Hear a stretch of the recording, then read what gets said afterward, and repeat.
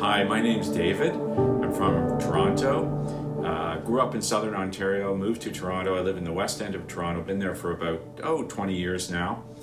I noticed with my son Noah, when he was about 13 or 14 years old, he started to get, things just changed very quickly. And he started to get very angry. He was alienating from the family. He would go out, we wouldn't know where he was. The rules started to become a little bit more, well, he started breaking the rules, and we started to get a bit concerned. And at some point, we confronted him and asked him about, if he was using drugs.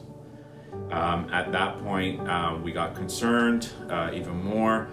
He was more despondent and less involved with the family. We didn't know what to do. We tried lots of different things. We tried going to counselors. We tried,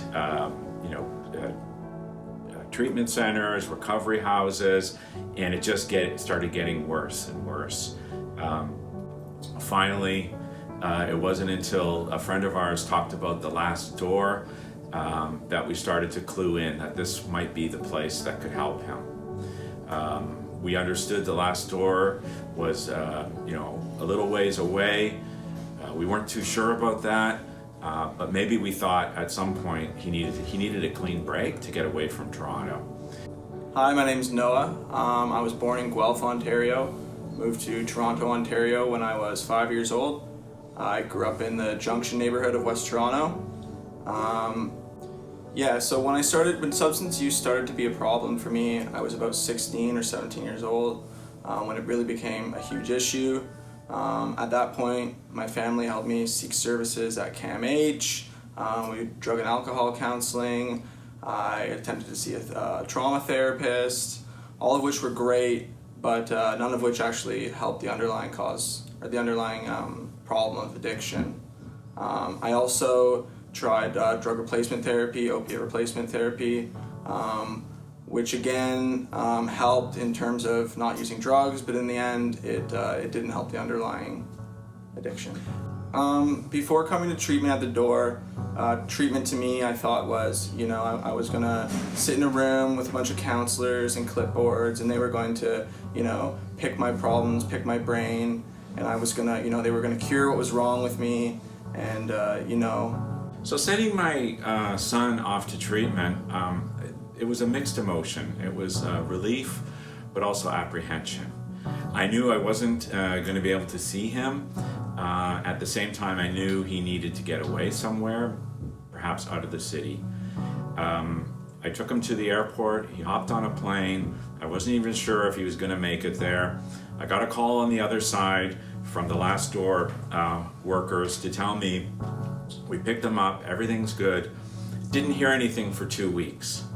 And I think my wife at the time was really wondering why he hadn't called or they hadn't heard anything. And I said, don't worry, it's a good thing. And sure enough, 2 weeks to the day, the phone rang and it was Noah.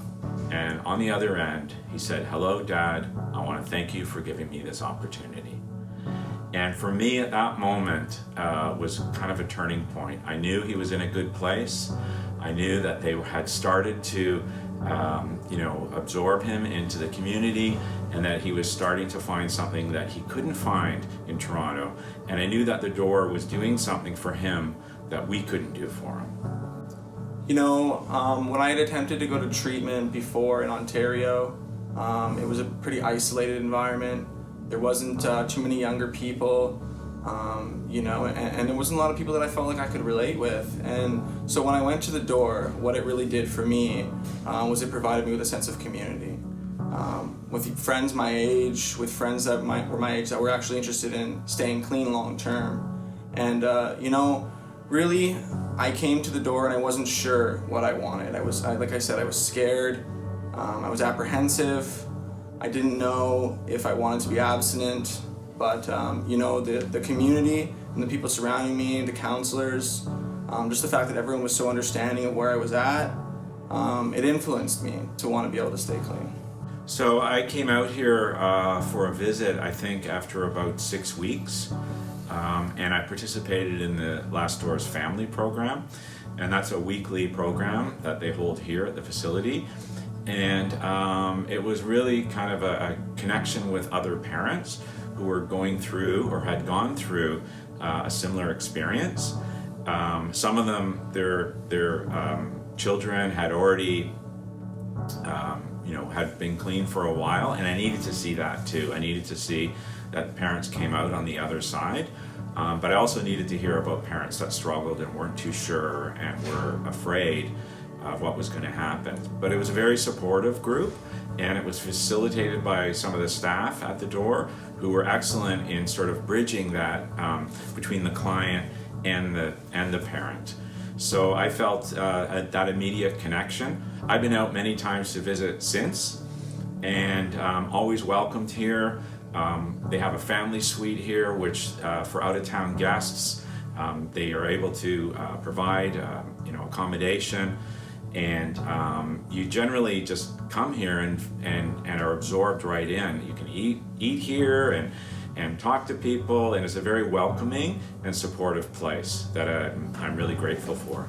So we put together sports day, and we had all sorts of fun activities. Like we had a bubble ball. Bubble bouncing. I don't think I've ever seen anybody take bubble ball so seriously.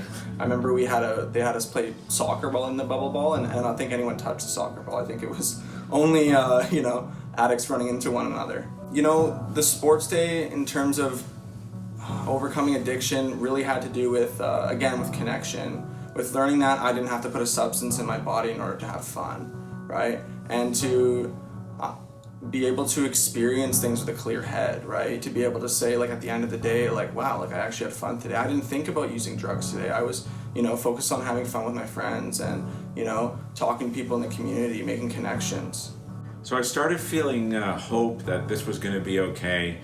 I think probably after a number of months. I don't know what exactly it was.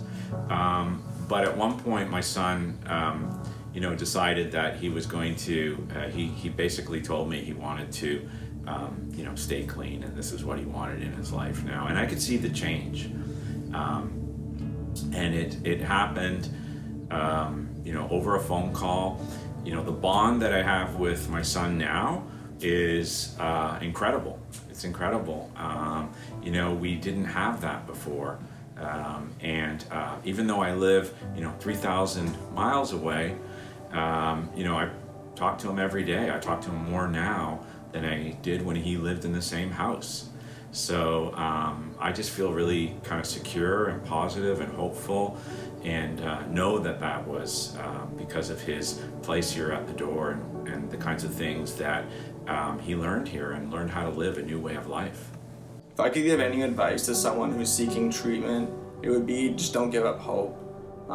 It can seem very hopeless out there.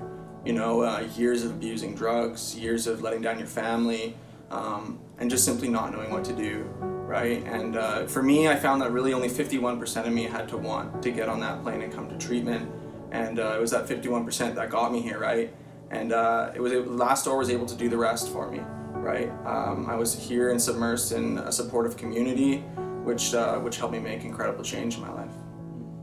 I have been opiate free coming up on 5 years, January 19th, 2020. And I feel very relieved.